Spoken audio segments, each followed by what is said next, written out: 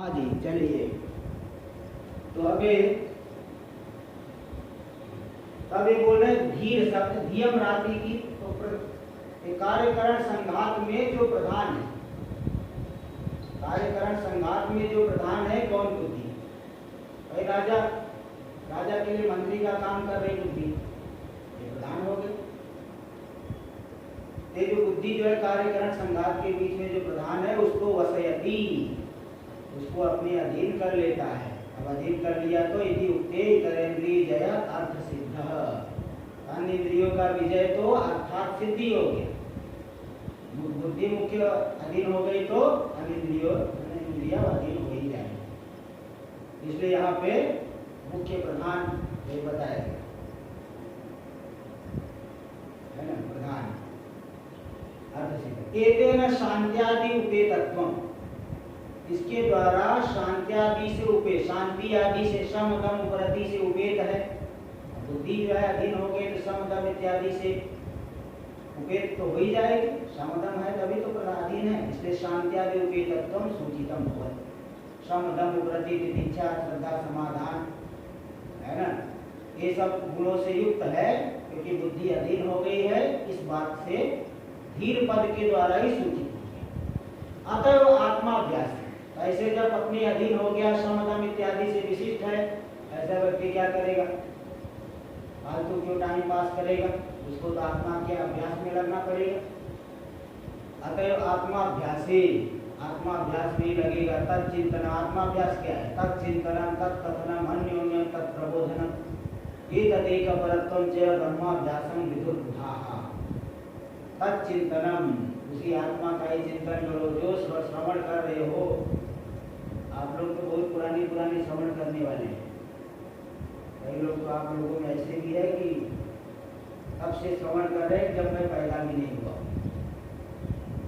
ठीक है, बहुत श्रवण किए, अब उसका चिंतन करो।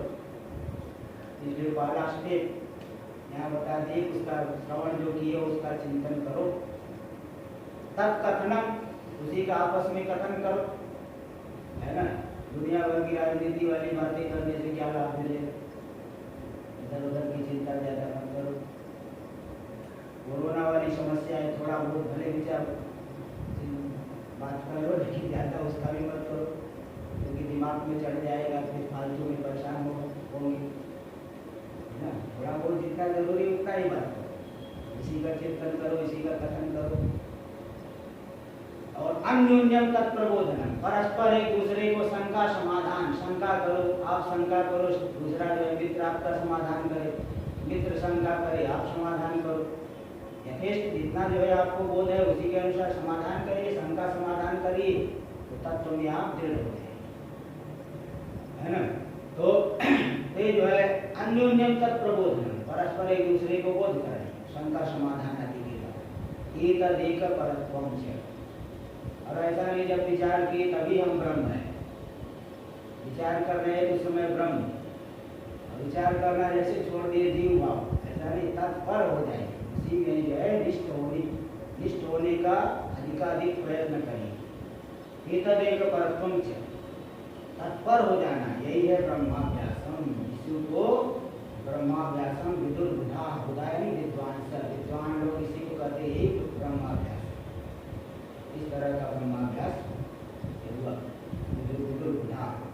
इति अभियुक्तोक्ति रीत्या, अभियुक्त यानी विद्वानों के द्वारा कही गई रीति से, अनन्य व्यापारतया, अनन्य व्यापार होकर के, इसको छोड़ करके दूसरा व्यापार नहीं, अन्य चीजों में मन को ज्यादा नहीं लगाना, जितना जरूरी उतना तो करना है। उतने का तो निषेध नहीं करे क्योंकि उतने के बिना तो साधना हो ही नहीं पाएगी। अब हम कर दें आज से भोजन बंद कर दो, क्या साधना करोगे? इसलिए वहाँ भोजन बंद करने की बात नहीं है, जितने आवश्यक है उतना व्यवहार आपको करना है। अनन्य व्यापार रूप से, अन्य व्यापारों को छोड़ करके अनन्य व्यापार आत्मा का ही चिंतन करते हुए, श्रुतार्थ मनन तत्कथन परस्पर प्रबोधन रूप ज्ञान कांडोक्त व्यापारेषु उपस्थित है। श्रुतार्थ है उसका मनन करना, उसका कथन करना, परस्पर प्रबोध कराना, ये सब जो ज्ञान कांड में कहे गए व्यापार है, इनमें भी उपस्थित यानी तत्पर हो गया है, उपस्थित है वर्तमान ही। उनमें तत्पर वर्तमान पुरुषों के द्वारा विजाति प्रत्यया तिरस्कृत, एक यकार छूट गया, दो या होना चाहिए, विजाति प्रत्यया तिरस्कृत, विजाति प्रत्यय से तिरस्कृत नहीं। अभी जैसे जब तक बोल रहे हैं कि मैं आप ब्रह्म हूं, ऐसा लगे मैं ब्रह्म हूं, और जैसे ही जो है व्यवहार करने चले जाओगे तुरंत एक बुद्धि हो जाए मैं शरीर हूं। इसको कहते विजाति प्रत्यय। विजाति प्रत्यय में आत्माकार वृत्ति को दबा दी, तिरस्कृत हो गई। विजाति प्रत्यय के द्वारा आत्माकार वृत्ति क्या हो गई, तिरस्कृत हो गई। लेकिन जब तत्पर होकर के व्यक्ति करेगा, सदा वही चिंतन करेगा, तो विजाति प्रत्यय के लिए अवसर नहीं मिलेगा। तो विजाति प्रत्यय के द्वारा तिरस्कृत नहीं होगा, होगी आत्माकार वृत्ति। तो विजाति प्रत्यय से अतिरस्कृत, विजाति प्रत्यय शरीर में आत्मभावना, मैं शरीर हूँ, इससे जो तिरस्कृत नहीं होने वाली जो सजाति प्रत्यय आत्माकार वृत्ति का जो प्रवाह, और यही है निधिध्यासन, आत्माकार वृत्ति का प्रवाह चलना। कब तक आत्मा जो श्रवण और मनन के द्वारा जो निर्धारित तत्व है उसमें आपको मन को लगा के रखना है। बारंबार जो है आप दूसरी तरफ जाए वहां से हटा के बारंबार लगाना है।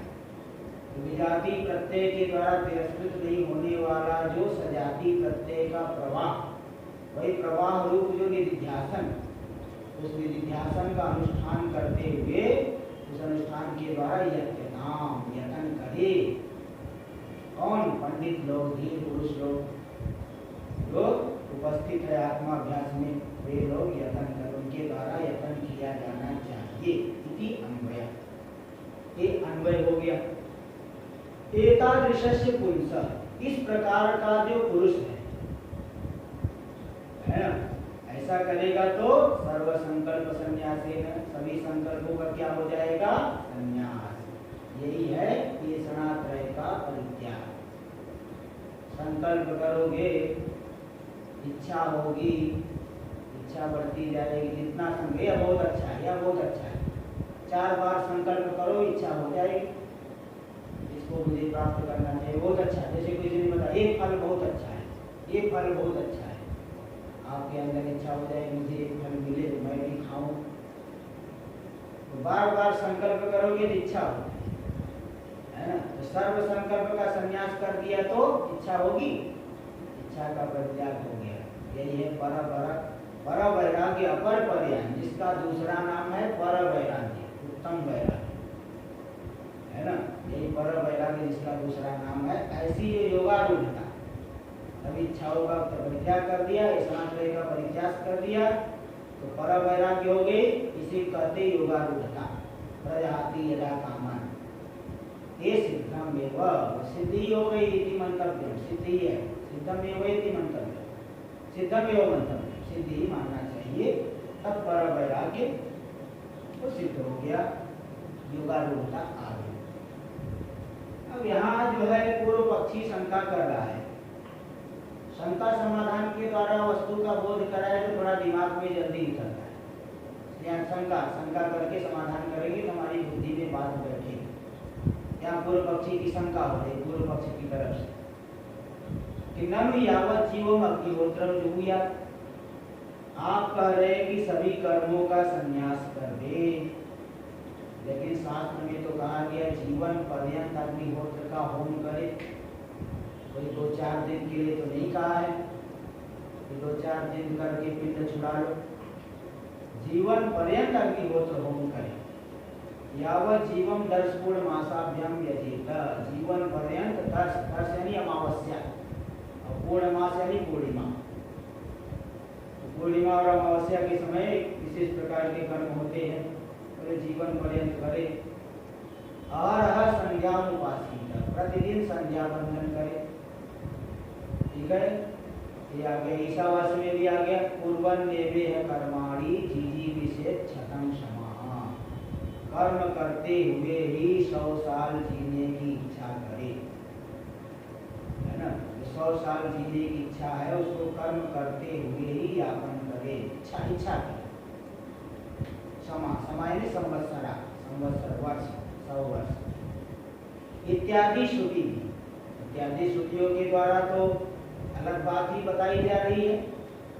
यावत जीवन कर्मणा कर्तव्यत्वेन चोदितत्वात्, ये श्रुतियां तो कह रहे जीवन पर्यंत कर्म कर्तव्य है, तो कर्तव्य से चोदितत्व नहीं विहितत्वात्, जीवन पर्यंत कर्म कर्तव्य रूप से विहित है, विधान किया गया, शास्त्र में कथन किया गया है, करने के लिए कहा गया है।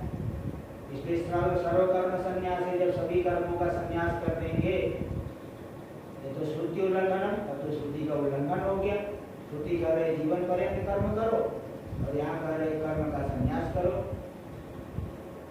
तो प्रसव ये प्रसव हो रहा है ना। देखो यही बात जो है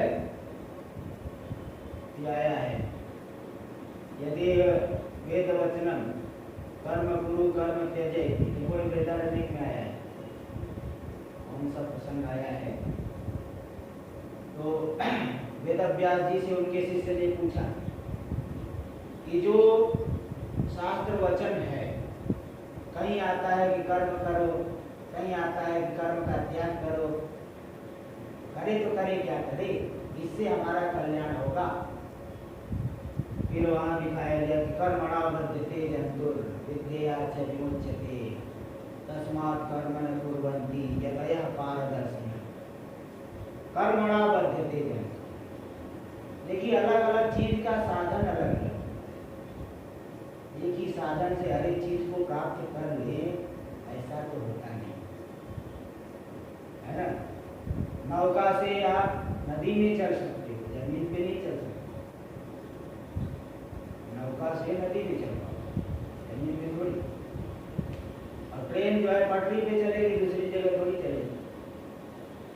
हर एक चीज का एक अलग अलग तरीका होता है, अलग अलग हर एक वस्तु की प्राप्ति के साधन है ना। तो एक कर्म जो है सांसारिक फल की प्राप्ति का साधन। अगर आपको सांसारिक फल चाहिए, इसके लिए आपको कर्म करना पड़ेगा। संसार की वस्तु की प्राप्ति का साधन है कर्म। तो संसार ही मिलता रहेगा, संसार में तो बंधन ही है, यही तो बंधन घूमते रहेगा। इसलिए कहे वहां शिष्य को बताए कर्मणा बद्धते जंतु, जंतु प्राणी कर्म से बंधन को प्राप्त करता है। और विद्या च विमुच्यते, ज्ञान से मुक्त हो जाता है। तस्मात् कर्म न कुर्वन्ति यतयः पारदर्शी, पारदर्शी है ना, पारदर्शी संसार के पार परब्रह्म को देखने के स्वभाव वाले यही लोग, ये लोग कर्म नहीं करते, क्योंकि उन्हें मुख्य